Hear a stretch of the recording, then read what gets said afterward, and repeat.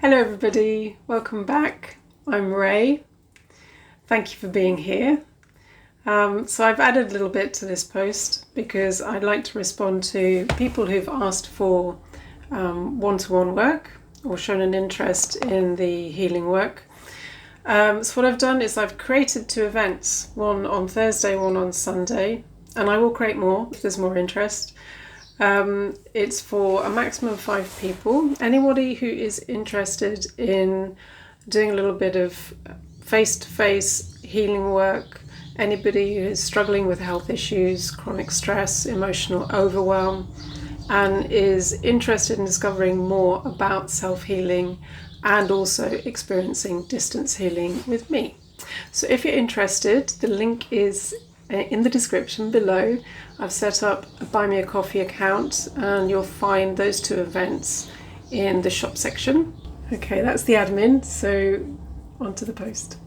So yesterday I posted on coming home to myself and how that frequency that I'm now in, it is my hope that the relationships that I'm attracting, whether intimate or personal friendships, whatever, professional, will be healthy, with the awareness and the growth and awareness of who I am and my patterns and everything that makes me who I am.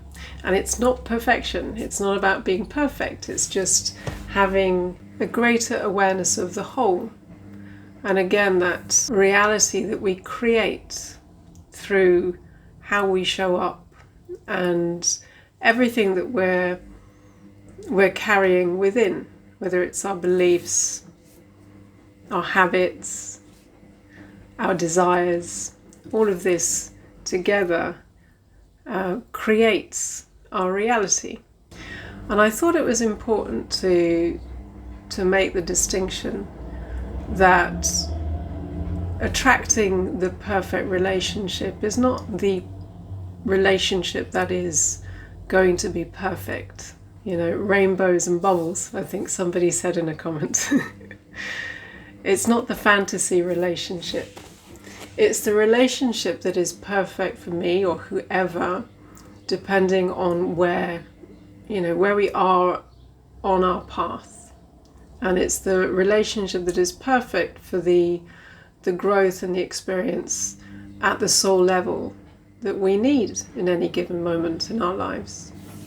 And in that way, I can see that the relationships that I've had before, all the relationships in one way or another, but specifically or particularly the intimate relationships, were perfect for me at that point on my path, on my journey of remembering the truth of who I am.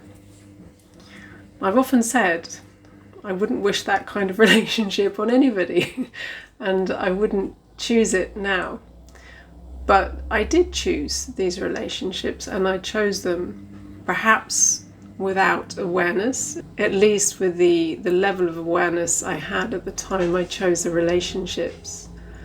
But on a deeper spiritual level, I believe I did choose these relationships very consciously with the other person, that there was an agreement to come together in order to learn more about what it was we came here to experience. And for me, it was understanding what love is not, and to be able to show up with unconditional love for myself. And through those relationships, I believe I chose some very challenging experiences so I could develop a healthy relationship, a healthy sense of self, to be able to discern truth, to trust what I was feeling rather than what I was seeing or being shown or what was being said. And these were very, very challenging experiences, but I can see these from a healed state now, with no need to be in a victim role, to be able to take responsibility for the choices that I made, whether with or without awareness, spiritual path or not, and to understand that as soon as we have that awareness, we have choice. We have agency. Now, I'm sharing this because there have been several comments about being in difficult relationships, challenging relationships, even narcissistic relationships. And my own personal experience was something that is often talked about in spirituality and personal development, the pairing of an empath with a narcissist. And again, this isn't from a victim state, and this isn't to vilify a narcissist and glorify an empath. There's too much nuance in life, and there is so much that goes into our choices, what motivates our choices. And as soon as we understand that our choices are motivated through our own personal needs and wounds and lack of awareness, we can step out of that role of, one person being the victim.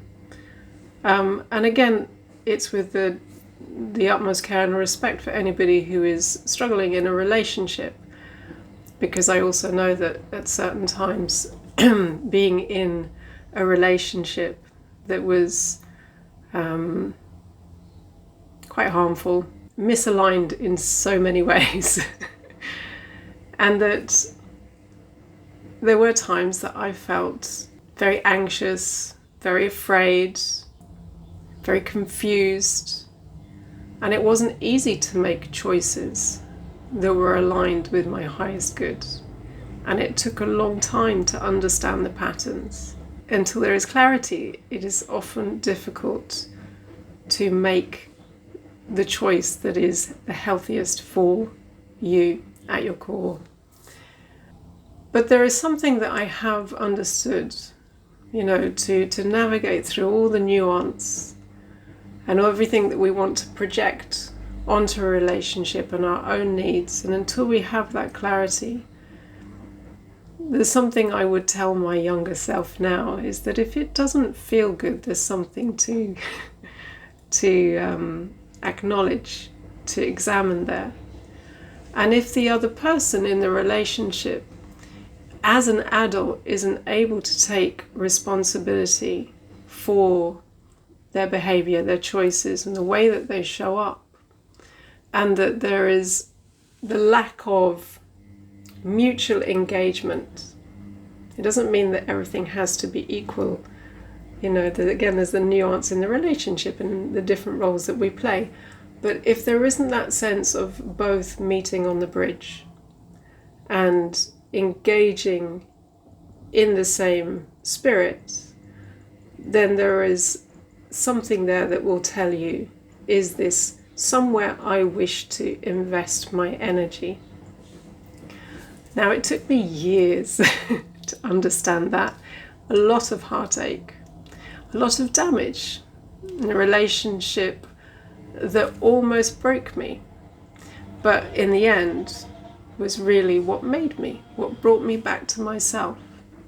And I think this is it. This is what I wish to convey, is that we choose relationships for many reasons, and it's always an opportunity to understand more about our own functioning, our own needs, our own patterns, about who we are.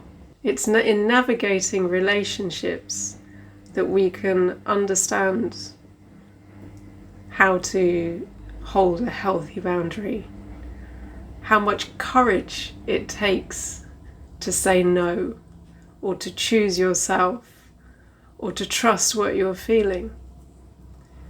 These are some of the hardest lessons that I've had to learn. And it's interesting because it takes me back to authenticity, because all the posts that I've posted so far, I've shown up with what people are calling a very gentle, kind energy. But I want to be transparent in that I can be as fierce as, and you can fill in the blank there, because I've needed to learn to be, as an empath, as somebody who had very limited sense of self and had to learn these things the hard way. And that's what I chose in this lifetime. I own that. There's no victim. To maintain your sensitivity, to maintain an open heart, requires a strength of spirit. I feel, this is my experience, and a fierceness that will defend boundaries and respect and integrity and show up and show up and show up. So I don't want you to get a false impression of who I am, that I'm all sweetness and light. I am not. There is a very fierce side to me, which you probably won't see in these posts because there's no need. This being a very respectful and generous space. But yeah, I wanted to put that out because, you know, the relationships we have at any moment in our life are incredible opportunities for learning and for growth. And even especially the relationships I've had that have been so challenging have been incredibly important. And it's in these relationships that I have done the most growing so far. And they were perfect for me at that moment in my life. I'm also very glad that that moment in my life is now over.